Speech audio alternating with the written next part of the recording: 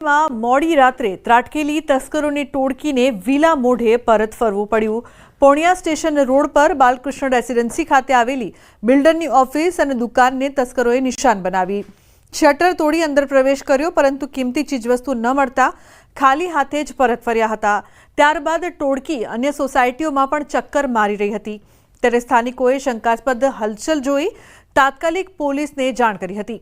Police ઘટના સ્થળે પહોંચે તે પહેલા તસ્કરો ઊભી પૂંછડીએ ભાગી છૂટ્યા હતા। આ સમગ્ર ઘટનાના સીસીટીવી સામે આવ્યા છે અને પારડી પોલીસે ફૂટેજના આધારે તસ્કરો સુધી પહોંચવાની તપાસ તેજ કરી છે। અને સમાચાર સુરતથી। સુરત જિલ્લાના માંગરોળ તાલુકામાં અકસ્માતની ઘટના બની છે। નેશનલ હાઈવે 48 પર આઈસર ટેમ્પાનું સ્ટીયરિંગ લોક થઈ જતા ટેમ્પો ઊભો રહી ગયો હતો અને પાછળથી પૂર ઝડપે આવી રહેલ આઈસર ટ્રક ધડાકાભેર અથડાયો હતો। અથડાયેલ આઈસર ટેમ્પાના ચાલકને પગના ભાગે ફ્રેક્ચર થતાં તાત્કાલિક હોસ્પિટલ ખસેડ્યો। સ્થાનિકોએ ક્રેન બોલાવીને આઈસરમાં ટેમ્પામાં ફસાયેલ ચાલકને હેમખેમ બહાર કાઢ્યો।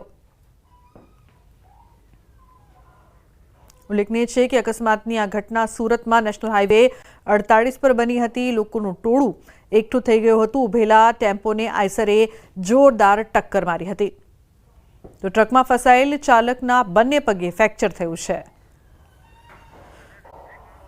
મુંબઈના ઘાટકોપરમાં એલબીએસ રોડ પર મોટો અકસ્માત સર્જાયો। કાર બેરિકેડ તોડીને ફૂટપાથ ઓળંગી ગઈ અને એક દુકાન સાથે અથડાઈ। 3 લોકો ગંભીર રીતે ઘાયલ થયા છે। સ્થાનિક લોકોનો આરોપ છે કે કારમાં 2 છોકરીઓ અને એક યુવક નશામાં હતા। ઘટના સવારે 6 વાગે બની હતી।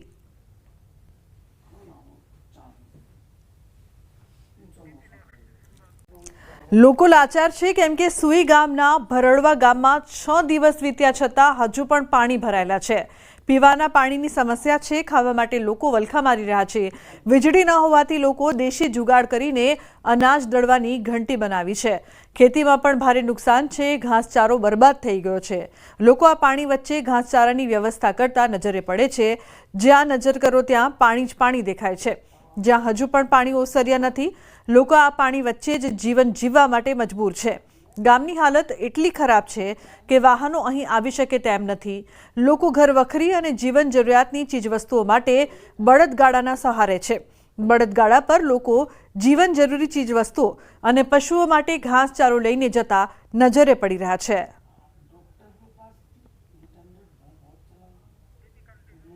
તો બનાસકાંઠા જિલ્લાના સુઈગામ વિસ્તારના પશુપાલકોની હાલત વધુ કફોડી છે।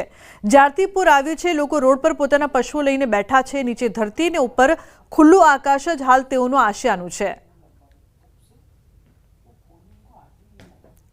તો પૂર આવ્યા બાદ અમે સરહદી વિસ્તારમાં આવેલ કસ્ટમ રોડ પર છીએ। દ્રશ્યો આપને બતાવીશ। આ દ્રશ્યો જુઓ કે આ કસ્ટમ રોડના બાજુમાં જે પશુપાલકો છે એ પશુપાલકો પોતાના જે પણ પશુઓ હતા એ કસ્ટમ રોડના બાજુમાં લાવી દીધા છે, કારણ કે એમના જે ખેતરો હતા એ ખેતરોની અંદર પાણી ભરાઈ ગયા છે। ઘરોની અંદર પાણી ભરાયેલા છે। જે ખેતરો, જે આપણે દ્રશ્યો બતાવવાનો પ્રયત્ન કરીશ કે બાજુમાં જે ખેતરો આવેલા છે તે ખેતરો અત્યારે જળબંબાકાર જોવા મળી રહ્યા છે। પાક જે છે સંપૂર્ણ નુકસાન થઈ ગયું છે અને જે પણ પશુઓ છે એ પશુઓને અત્યારે રોડની બાજુમાં બાંધવાનો વારો આવ્યો છે। આજે પૂરનો 6થો દિવસ છે અને 6થા દિવસે પણ આ પરિસ્થિતિ અત્યારે જોવા મળી રહી છે। શું નામ છે કાકા તમારું? મારું નામ ભીખો।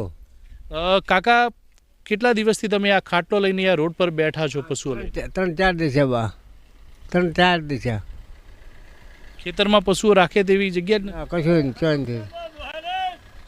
શું પરિસ્થિતિ હાલ એમ એટલે ઉપાધિ છે હેઠે? શું માંગ છે આમ સરકાર જોડે? શું માંગ છે? શું કહેવા માંગો છો સરકાર? બાયા પૂછે મરે ઢોર બજારા પૂછે મરે ઢોર અમે બધા ઢોર બધા પૂછે મરો બા। કાકા કહી રહ્યા છે કે અમે અને પશુઓ ભૂખે મરી રહ્યા છે। આ પરિસ્થિતિ છે સુઈગામ તાલુકાના ગામડાઓની કે જ્યાં લોકોની તો હાલત ખરાબ છે, પરંતુ પશુઓની હાલત પણ બહુ જ ખરાબ છે। અનેક પશુઓના મોત થયા છે। અનેક પશુઓ જેમના મોત થયા છે તે રસ્તાઓ વચ્ચે પડ્યા છે અને પરિસ્થિતિ એવી છે કે જે પશુઓને બચાવવા માટે અત્યારે રોડ ઉપર બેઠા છે। રાત્રે પણ આ કાકા આ જ ખાટલો લઈને અહીંયા સૂઈ રહ્યા છે। 5-6 દિવસથી કદાચ આ કાકા આ ખાટલો લઈને અહીંયા સૂતા હશે, કારણ કે પોતાના પશુઓને તે બચાવવા માટે તેઓ રોડ ઉપર આવી ગયા છે।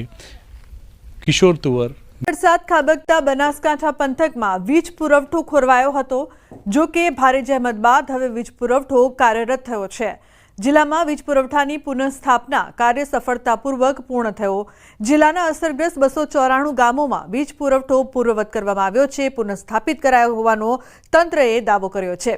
પડકારજનક પરિસ્થિતિમાં જેસીબી, મોટી ક્રેન અને નાવડાની મદદથી આ કામ કરાયું હતું. મહત્વનું છે કે ભારે વરસાદને કારણે સરહદી વિસ્તારોમાં આવેલા અનેક ગામોમાં વીજ પુરવઠો ખોરવાયો હતો.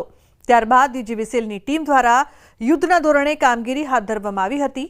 રાત દિવસના પરિશ્રમ બાદ જિલ્લાના અસરગ્રસ્ત 294 ગામોમાં આજે વીજ પુરવઠો પૂર્વવત પુનઃસ્થાપિત કરવામાં આવ્યો છે.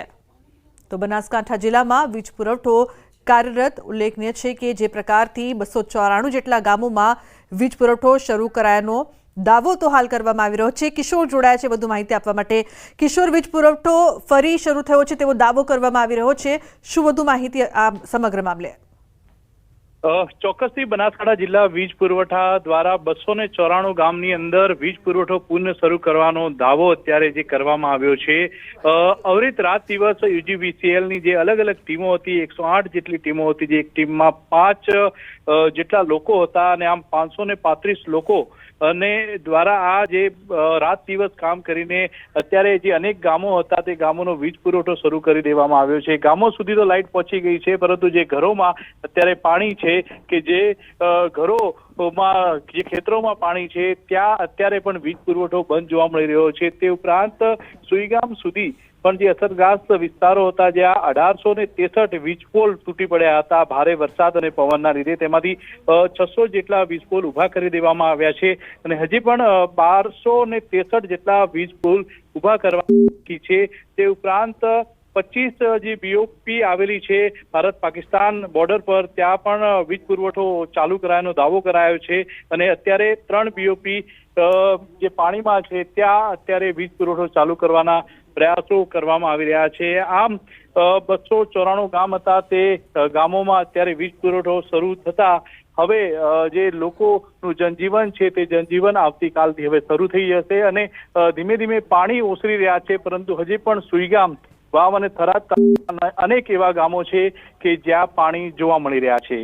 જી બિલકુલ કિશોર, આપ જોડાયેલા રહેશો વધુ માહિતી માટે. તો 294 ગામોમાં વીજ પુરવઠો છે તે શરૂ કરવામાં આવ્યો. ઉમરેઠ તાલુકાના સારસા ગામના રહીશોએ ખંભોળજ તરફ જતા જર્જરિત રસ્તાને લઈને ચક્કાજામ કર્યો. સરકારી તંત્રને અનેક રજૂઆતો છતાં ખાડાથી ભરેલા રસ્તાનું સમારકામ ન થતા ગ્રામજનોમાં રોષ ફાટી નીકળ્યો છે. લોકો ગામના મુખ્ય માર્ગ પર બેસીને સૂત્રોચ્ચાર સાથે માર્ગ રોકો આંદોલન શરૂ કર્યું છે. સ્થાનિકોએ જણાવ્યું છે કે વરસાદ શરૂ થાય તે પહેલા રસ્તાનું કામ ન થયું તો ઉગ્ર આંદોલન કરવામાં આવશે. ત્રીજા મહિનાથી આ રોડ પાસ થઈ ગયેલો છે અને ત્રીજા મહિનાથી અત્યાર સુધી રોડ થયો નહીં. અમે જ્યારે રજૂઆત કરીએ છીએ કે નવી ટેકનોલોજી કરવાનો છે, આ કરવાનો છે, એ રીતે રહીને આ રોડ પડી રહ્યો છે. પેલું રિવાઇઝ કરવા આવ્યું છે, એ આવે પછી કરીએ, પણ હજુ કોઈ થયું નહીં. હવે આજે અમે એમને વાત કરી કે અમે તમને થોડા દિવસમાં રોડ કરી આપીએ. 2 વર્ષથી રોડ ખરાબ છે તો રોડ ઉપર આવવાનો ટાઈમ નથી મળતો. મંદિરમાં જવાનો ટાઈમ હોય તો રોડ ઉપર પબ્લિકનું જોવાનું હોય, મંદિરનું જોવાનું હોય. દર અઠવાડિયે આવે છે, દર અઠવાડિયે મંદિરોમાં આવે છે. પ્રજાના પ્રશ્ન કોઈથી ઉકેલાતો નથી.